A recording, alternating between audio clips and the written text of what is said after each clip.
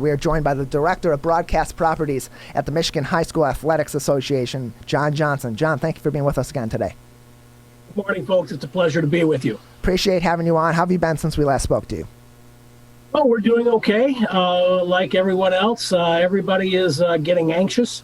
We're 2 weeks away from the scheduled start of practices, August 10th for football and August 12th for other sports. But all of this keeps moving around us faster than we can keep track of. And so, we always got to be keeping an eye on what's going on with the virus and get ready to turn on a dime if we have to.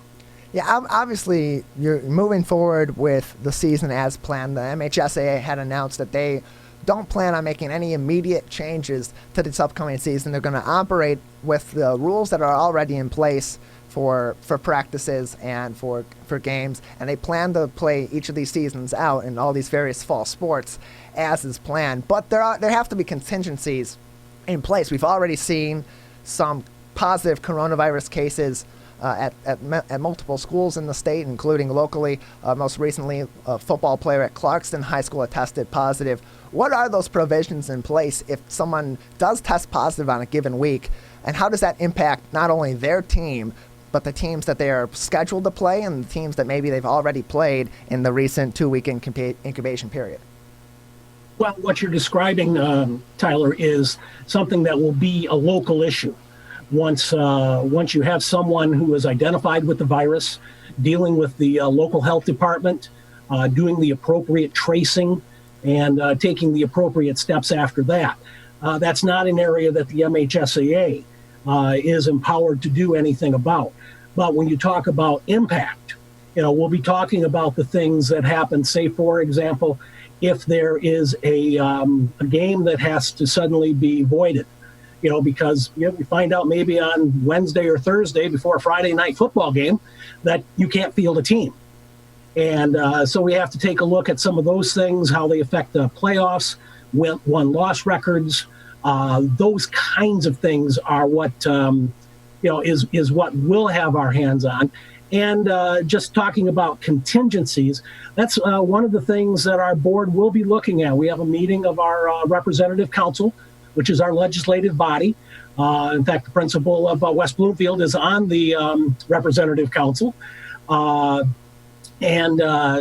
they're going to look at not only right now what is the first option, and that is to move forward as scheduled, but take a look at the what ifs and be ready to have some positions to fall back into if what some people call the inevitable happens and we have to delay a sport or more sports or a whole season. John Johnson with us. He's the Director of Broadcast Properties at the Michigan High School Athletics Association, or the MHSAA as most know it. So to clarify, when you're saying that any outbreak on a team is going to be dealt with at the local level, so the county health department or the local health department will determine what happens from there, and then the MHSAA would be responsible for their purview being voiding of games, determining of the schedule. So in that case, is the health department determining that, no, you cannot play a football game on this given day at this given stadium because of this outbreak and an abundance of caution? Or is that something where they are alerting the local teams and the local teams are then alerting the MHSAA, or both are alerting the MHSAA and the decision's being made from there? It takes good communication, first at the local level, between the school and its local health department. We went through a similar situation last fall, when the mosquito virus was being transmitted. Schools had to work with their local health departments to make decisions about whether or not to play games. You may recall that there were a lot of games, football games in October, that were moved to late afternoon rather than be played at 6:30 or 7 o'clock at night when mosquitoes tend to be more active. This isn't much different in that one regard. So the schools will be working with their health department. Schools will ultimately, make some final decisions in conjunction with them, and then they'll notify opponents. They'll notify us as to the course of action that's being taken. John, I have to ask, especially when we're looking at football in the fall, it is such a big event for not just the players, but also their parents and their friends? Are they going to be able to attend the games? And this is a little bit different than what we're seeing with the professional teams, because these players need to get rides to and from stadiums. Well, transportation is an issue. I saw a joke picture on Facebook of this 100-foot-long school bus that was called the social distancing bus. But that'll be a local decision as to how they get their kids, how they deal with appropriate physical spacing to keep kids safe to and from games. That could involve parents taking their kids to games. As far as fans are concerned, then state rules control. It's not even within the control of school districts or the MHSAA. And so right now, where we are here in the lower third of the state, where phase 4 is going on, a football game could only have 100 people at it. And we've talked to one athletic director who said, if I've only got 100 tickets to sell, and that's 50 for my school, I'm not going to try and play that game and decide who gets those 50 tickets. And so, I mean, that could be a real tough situation. Even in an outdoor scenario, you're still capped at 500 under phase 5. And so, that would lead to some things like, for example, let's say we do get all these games played this fall with that kind of a cap. We're probably not going to end up at Ford Field, where, it's going to cost us more than we can make on the tickets to just turn the lights on at that place. So there's a lot of things, like we've said from the beginning, that are beyond our control. And right now, the attendance factor is indeed one of them. We'll be working with schools to try to help put them in a position so that if they care to, they can video stream their games online so that displaced partisans at least will have the opportunity to watch. John Johnson with us. He is the Director of Broadcast Properties at the Michigan High School Athletics Association. So with that in mind, how much more critical is broadcast of these games going to be, and what is the MHSAA, your team at the MHSAA, working on with these schools beyond, you mentioned the video streaming, but are there other avenues that are being explored too to allow these games to be more visible to the public when it is such a tradition on these local levels? Well, especially if you think to the west and the north of the metro area. You can drive any place beyond Lansing to the west towards the west side of the state and upper peninsula on any Friday night in the fall and catch all kinds of games on the radio. Unfortunately, that doesn't happen as much in southeast Michigan as you'd like to see it happen. But one of the things that we're doing with schools and with our umbrella organization, the National Federation of State High School Associations, and its video streaming project, the NFHS Network, we're making available these remote production units. They're called Pixelot. And the NFHS Network is making available to any school which wants them 2 of these Pixelots.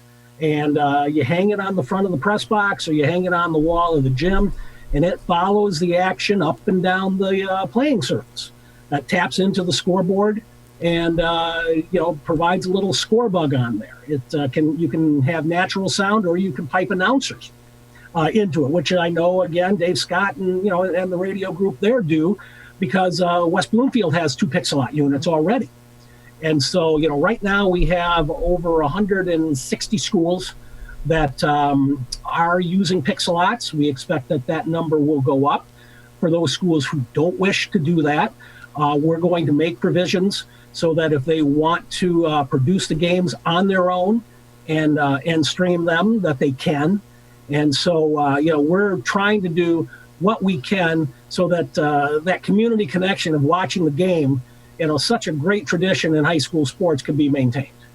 John Johnson is with us. He is the Director of Broadcast Properties at the Michigan High School Athletics Association. So as parents and as families and as local fans of these games and these sports are approaching the fall season with that in mind, maybe ticket sales are going to be tougher to get tougher to get. These tickets are going to be tougher to get to these games, especially football.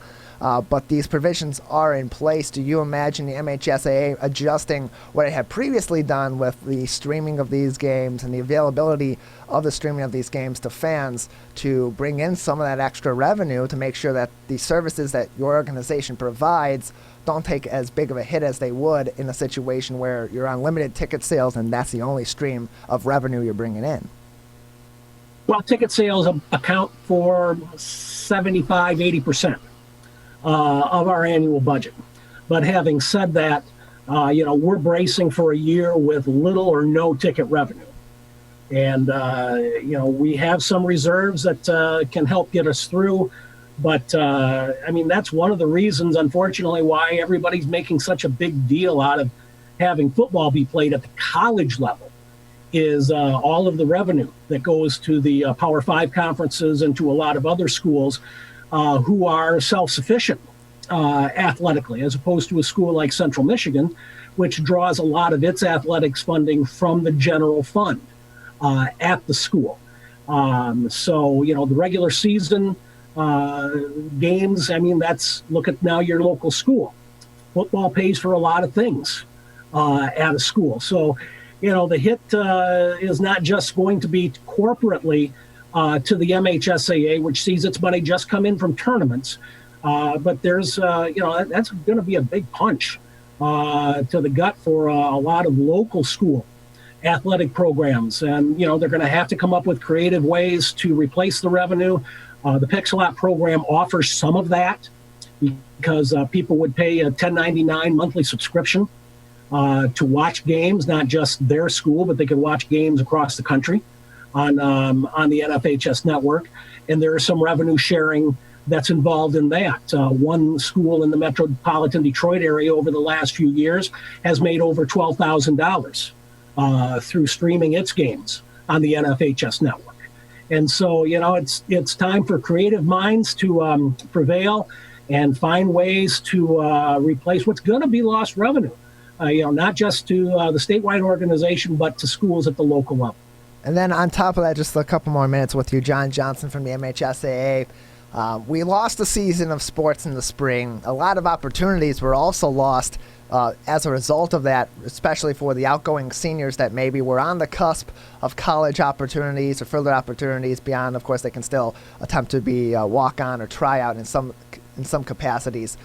Is there anything that the MHSAA is doing in the case that maybe fall sports could encounter a similar fate to spring sports to help these athletes that are still trying to continue to engage in athletics beyond the high school level, to have those opportunities to show their talents off, even if games don't go on, so that we don't have not one but two classes potentially of athletes that are losing significant opportunities to play sports going forward? Well, a lot of those opportunities would be at the local level, and they'd be by, local groups that would make those available. That's not an area that schools have given the statewide association, the MHSAA, any authority to do. We set up the regular seasons, the calendar, and the tournament schedules that follow the regular calendar. And quite honestly, right now, like we said off the top, our goal is to have fall go on as scheduled. If we can't, we'll move things back further into the year, and maybe we'll have a November to July calendar and still have 3 seasons. Our goal is to try to still have 3 seasons this year and keep our fingers crossed that, it'll all start on August 10th. John, as you said, this is a time to get creative. Would you recommend to parents and student athletes to try to come up with individual ways to maybe highlight their own achievements, such as, this is a world of social media or creating their own website? Any advice like that you're offering to parents and athletes? Again, that's kind of out of our sphere. You have to remember that you're talking, Ronnie, about 1% of kids that will go on and get a college scholarship. 3% will play college ball at some level. We like to call it, for the most part, the 99% percent factor, 99% of the kids. This is the highest level of organized sports that they will ever play at. And so that's why our concern is what happens during the school year between the lines. And we wish those kids who have the talent to go higher and farther, we wish them well.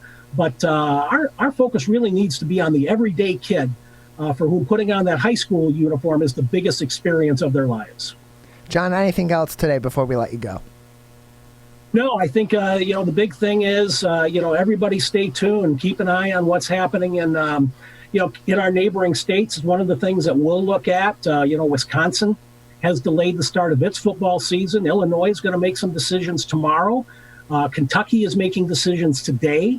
Ohio, we expect to make a decision on where they're going with their football sometime soon. And I've got a feeling Indiana is going to revisit their calendar. Even though right now they say that they're full speed ahead with a regular schedule. So there's going to be this big swirl going around us here for a couple of weeks. And keep your fingers crossed that on August 10th, we got football teams running on the field. Yeah, we hope to hear about formal practices beginning on August 10th in football season and for other sports in the fall in the MHSAA as well. We thank you for joining us today, John Johnson. Thank you. Pleasure to be with you. Appreciate having you on. John Johnson, the Director of Broadcast Properties at the Michigan High School Athletic Association.